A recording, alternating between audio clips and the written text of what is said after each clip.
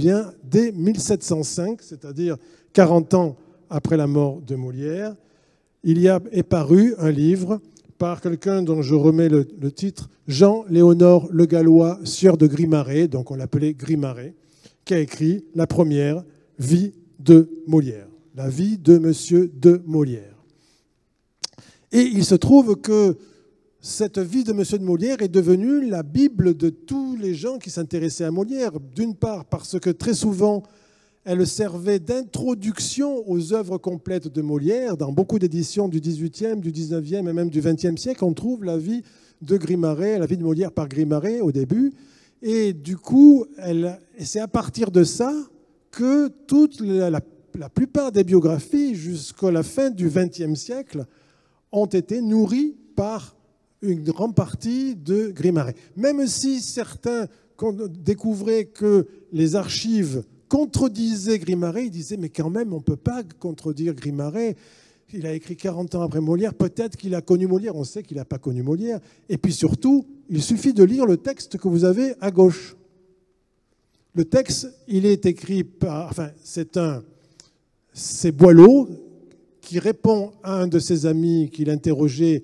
Vous voyez, on est en mars 1706, quelques mois après la parution de la vie de M. de Molière de Grimaret, et il dit « Pour ce qui est de la vie de Molière, franchement, ce n'est pas un ouvrage qui mérite qu'on en parle.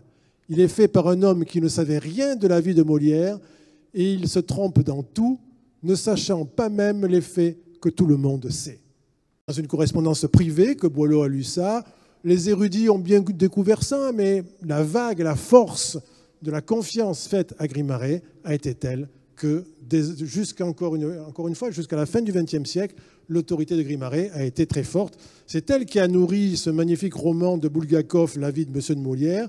C'est elle qui a nourri, avec le roman de Bulgakov, le film de Ariane Mnouchkine qui s'appelle Molière, dans lequel on a évidemment toutes sortes de choses qui sont aussi inventées que le riz forcé par lequel Molière dissimule une toux et un éclair, un crachement de sang à la fin du Malade imaginaire. Il se trouve que vous allez voir, je vais vous montrer le texte, Molière n'a pas eu du tout de toux crachant le sang à la fin du Malade imaginaire. Et en plus, à partir de là, va se gréver une autre légende qui est celle de la mort sur scène de Molière. Vous allez voir, Molière est mort chez lui sur les 10 heures du soir. Alors vous allez me dire, mais 10 heures du soir, comment ça se fait qu'il était chez lui? Au XVIIe siècle, le théâtre, c'était 14 heures, 17 heures maximum. Alors évidemment, on attendait toujours que le public, comme aujourd'hui, les retardataires, on les attend. Et donc, on décalait le plus possible le début de la représentation, mais il fallait absolument que ça se termine avant la nuit, parce que les rues de Paris, à cette époque-là, étaient extrêmement peu sûres, et les gens ne voulaient pas rentrer à la nuit tombée chez eux, parce qu'ils n'étaient pas sûrs de rentrer entiers. Parce qu'il se trouve que deux archivistes, deux dames, Elisabeth Maxwell-Miner et Madeleine Jurgens, ont écrit dans les années, vous voyez, ça date du début des années 60, ont écrit un volume, ont rassemblé dans un volume qu'elles ont commenté, introduit, présenté, classé, etc., toutes les archives découvertes depuis le XIXe siècle sur Molière, sa famille et ses acteurs.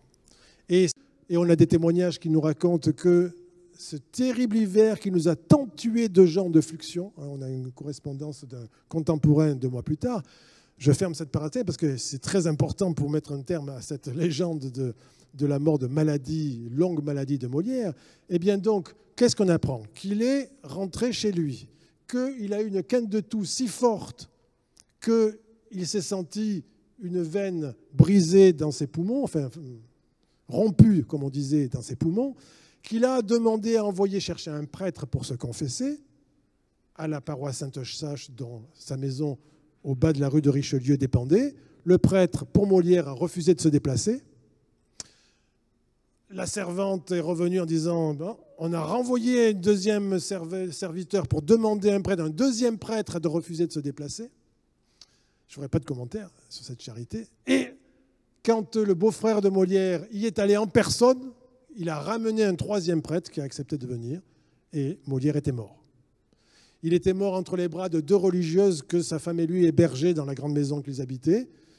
Mais toujours est-il que c'était à la veille du carême, c'est pour ça qu'il recevait des religieuses, et toujours est-il que le prêtre de Saint-Eustache, fort logiquement, a refusé l'inhumation.